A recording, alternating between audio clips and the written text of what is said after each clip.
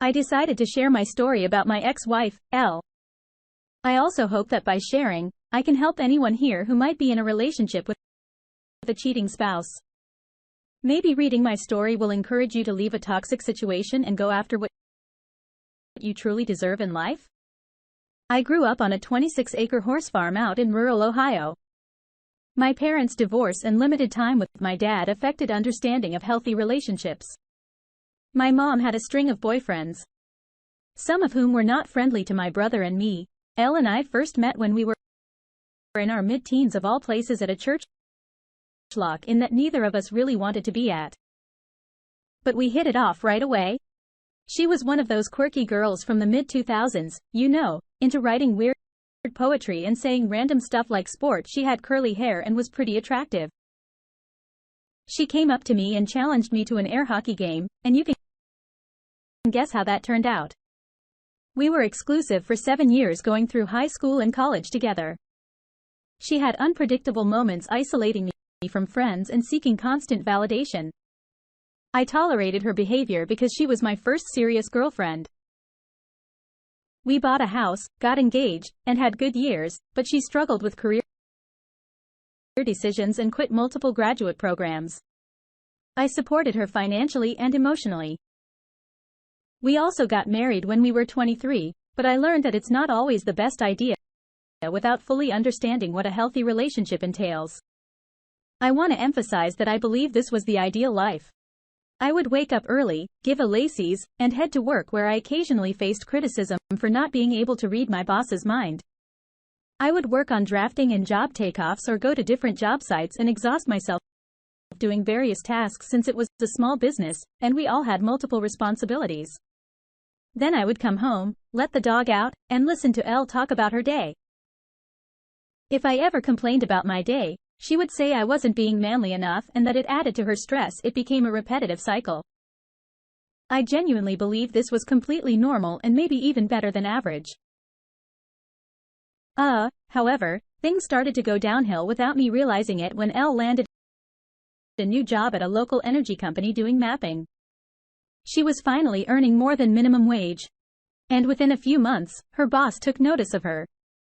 I don't think it took more than 4 months before she suddenly landed a job as a process assistant in a big city nearby, which meant she had to commute 2 hours each way.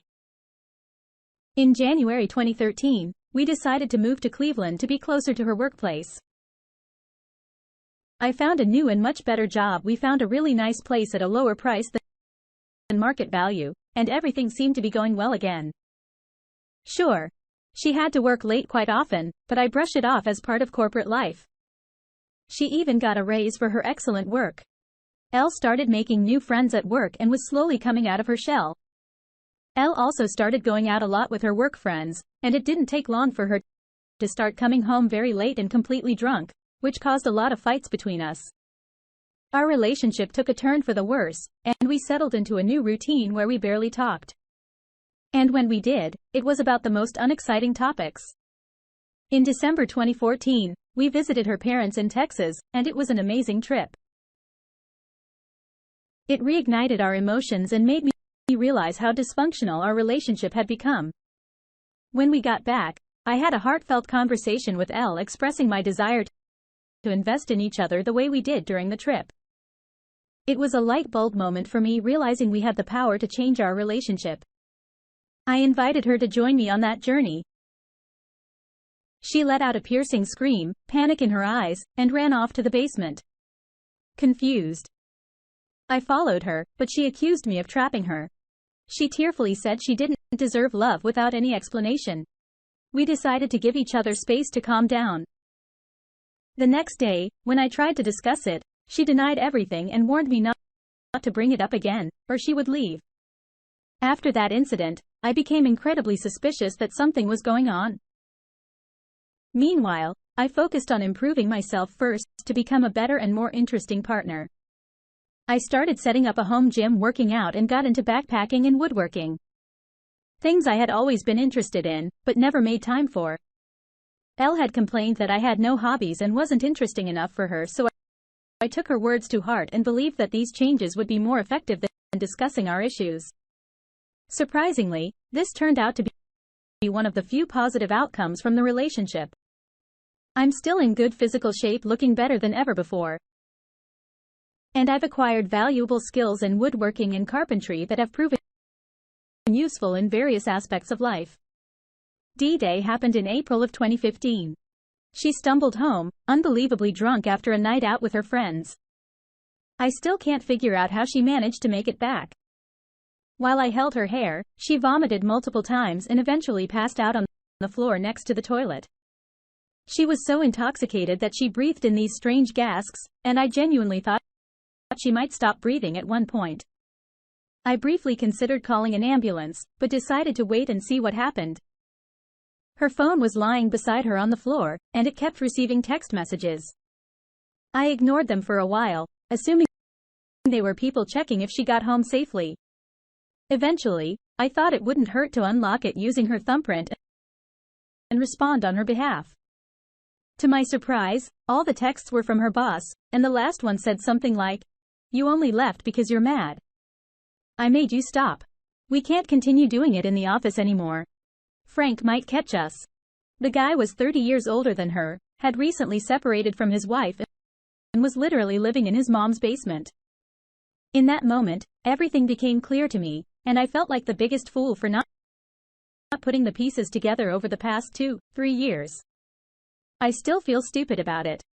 We were young, but that's no excuse for being so naive and emotionally detached from our marriage.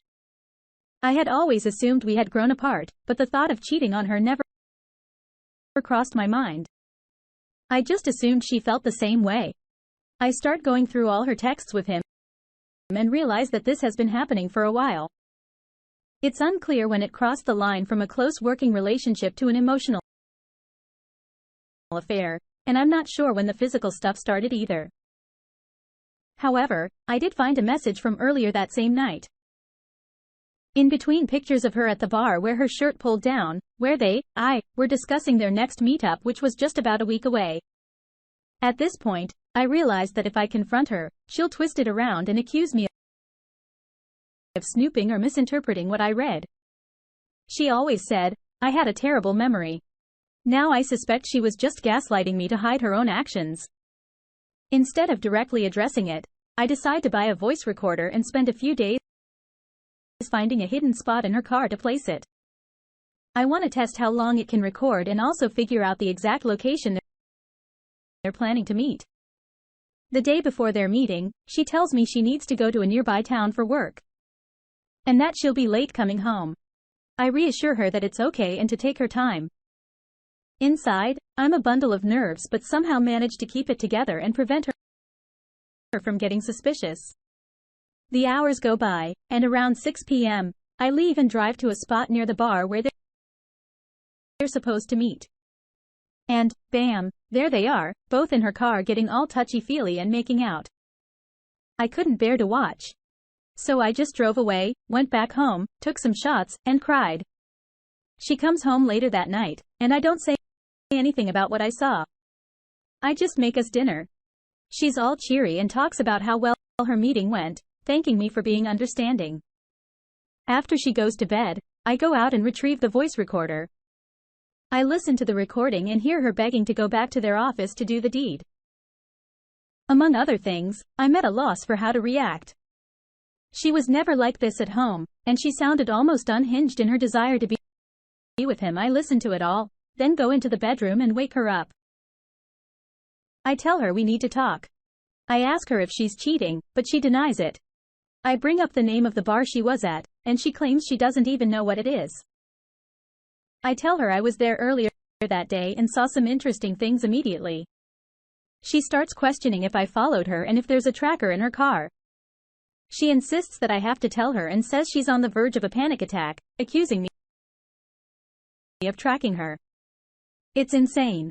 I tell her that I read her texts from a few weeks ago and went to the bar where she was supposed to meet her boss, and in response, she opens her phone to show me that those texts no longer exist, as if that would erase what I witnessed. It's crazy to even think about it now. Finally, she admits that she has been seeing S. They've been together a few times, and she tells me that if I make her stop seeing him, she won't love me anymore. Somehow, this manipulation works on me. I had no self-confidence, didn't believe in divorce, and thought being with someone to share expenses was better than being alone. And for a few months, that's how it went. She would have meetups with him, and I would try to talk her out of it. There were crazy moments when S had other girlfriends, and L would get jealous. One time she came home crying, and I hugged her while she told me she thought S was breaking up with her for someone else. Deep down, I felt nothing but a sense of ironic humor, like an eye-rolling feeling. Still don't know why I stuck around after that. And of course, they continued seeing each other. Around that time, she also began having one-night stands with random guys. I discovered a few of them over the years and suspect there were more. Eventually, I pushed myself into developing a panic disorder and decided that enough was enough. I handed her the voice recorder and demanded that she end things with S recording the conversation or else I would leave. She cried, but eventually agreed.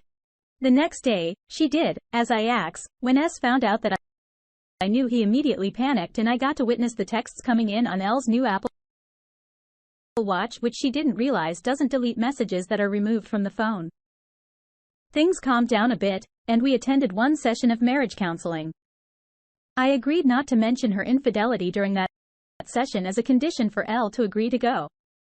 However, the counselor spent the entire session telling me that I was suffocating L by wanting to check her phone and know her whereabouts, which I only started doing after the cheating. We never went back to counseling. That period was from 2015 to 2016. After that, we stayed together. But about twice a year, I would discover new instances of infidelity. Once she got drunk and performed BJ on a guy she worked with in the bathroom. Another time, while on a work trip out of state, she began texting a guy and started the strangest emotional affair I have ever heard of. A significant portion of his texts revolved around how his grandma had to wipe his until he was in his mid-teens and he enjoyed it. I reached my breaking point when I received a sudden message from N, the wife of one of her coworkers.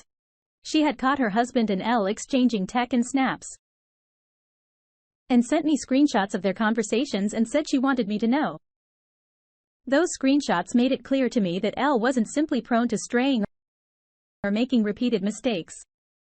I know it sounds foolish, but when you're in the relationship and make excuses for one thing, it becomes easier to make excuses for the next. I had reached the point of excusing everything. We would have our familiar fight over it. She would end the affair and the cycle would start again in a few months. In the screenshots from Anne, L was saying things like, "I should have slept with you the first time I saw you," and making plans to meet up. When I confronted L with the texts, her initial reaction was annoyance that the guy didn't hide it better from his wife. It blew my mind, and when I spoke with Anne, it was evident that she was devastated. They had 2 kids and her husband's actions were likely going to destroy their family. Yet, here was my supposedly loving wife, getting mad at him for not being smart enough to hide the affair properly and claiming that she knew he couldn't handle this kind of relationship. Later on, Anne sent me some texts revealing that L had told the guy there's an unwritten code of conduct for cheaters, and he had failed to follow the rules. That was the moment when I finally snapped out of it. It was like I had been in a daze for 6 years of affairs. And even before that, 10 years of overall mistreatment and confusion. I moved into the finished half of the basement, slept on an air mattress next to my gym equipment, and began preparing dissolution papers. I thought that if the dissolution didn't work out, I could always hire a lawyer and file for divorce. I did my best to ghost L while still living in the same home, becoming completely unresponsive and emotionally detached. L started showering me with affection in her own peculiar way. One time when I came home from work, she had bought a lamp for the basement and placed it next to my air mattress. It was probably the nicest thing she had ever done for me, to really drive everything home. A few days later, she was working from home in the afternoon, and didn't realize I had entered the kitchen to grab a drink.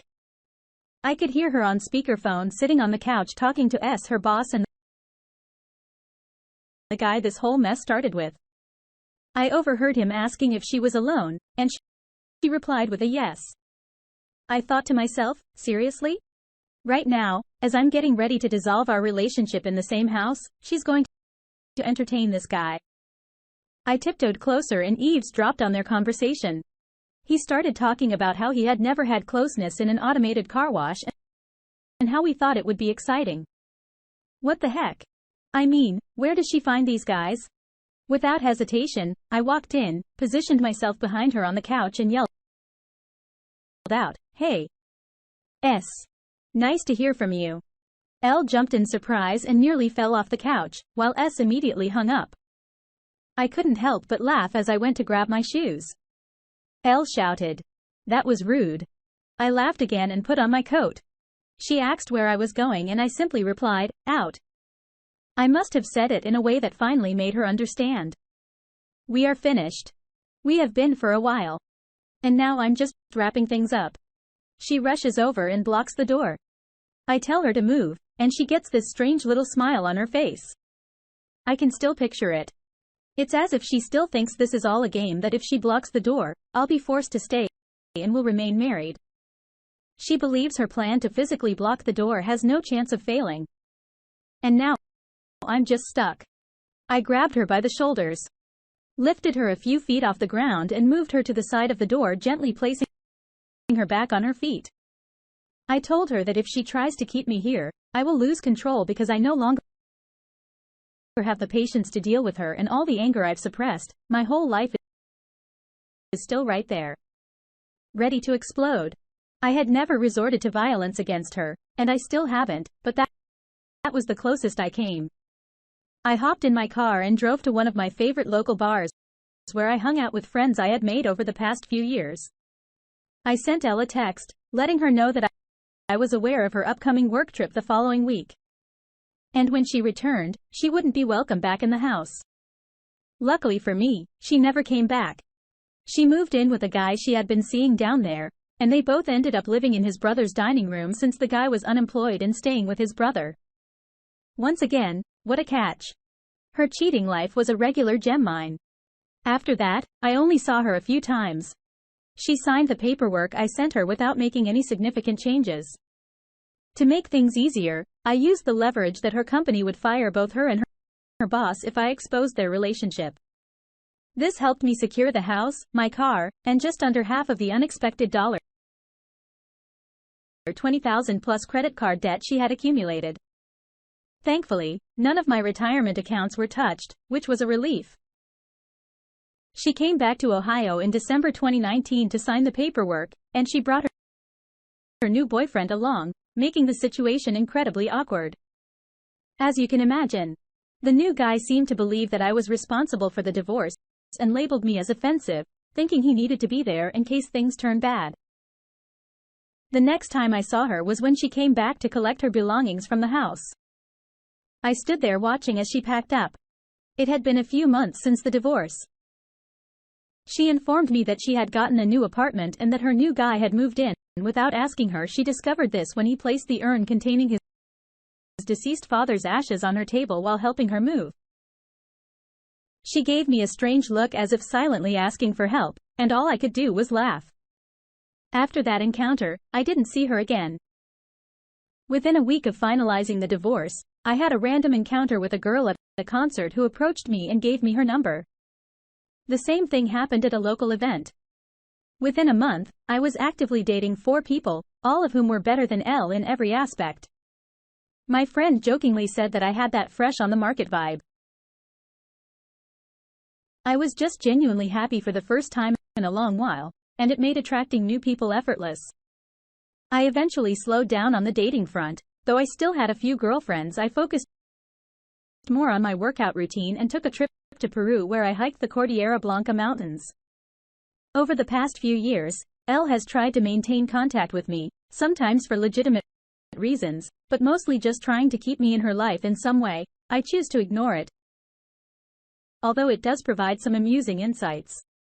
For instance, her new guy constantly fake proposes to her multiple times a week, and it's causing her a lot of stress. She once texted me saying that she's getting married for tax purposes because being single sucks when it comes to taxes. When she found out that I had found someone and got engaged, she sent a congratulatory card to the house that she personally hand-painted, but it went straight into the trash. Another interesting tidbit is that her new guy was recently diagnosed with MS. I can't imagine Elle sticking around and suddenly becoming caring enough to take care of a man 10 years or senior with a neurological condition. In August 2020, I met my current wife, C. She's incredible and had just gotten out of a bad marriage with someone who seems to be a carbon copy of Elle. We hit it off when I was chatting with a friend and casually mentioned that I was looking for someone who's normal. She overheard it and we exchanged a brief knowing look that said, "Me too." After 2 years of dating, we got married this past September, and in the entire year that we've been together, we haven't even had a single fight. We take care of each other, communicate every day, and it's always a beautiful experience. It's hard to put into words, but she's truly the one for me. I'm doing so much better now. When I look back on all of that, on literally half of my life, I can't help but wonder why I stayed for so long and endured so much. It's especially baffling when I realized how easy it was to find someone so perfect afterwards. If any of you have made it this far and are currently in a bad relationship wondering what to do, I understand. I think most of us do. You tolerate things that you never thought you would. You convince yourself that the person you've invested so much in couldn't possibly be doing these things on purpose. You make excuses for almost anything. You essentially turn yourself into a doormat, but let me tell you, it's not worth it. Just get out, because if cheating happened once, it's likely to happen again. And again. After that, cheaters will tell themselves whatever they need to hear in order to avoid feeling guilty about their actions. They will always find a way to justify it, both to themselves and to you. And you'll always wonder what they're up to when they're not with you. You deserve better than that, so leave, cut your losses, do whatever it takes. My fear of divorce and lack of self-confidence kept me in that situation far longer than I should have, and nothing that happened in the years after I found out about the cheating did any good for me. The only person who can truly improve your mindset is yourself. Focus on yourself and the people who genuinely care about you. It does get better once you walk away.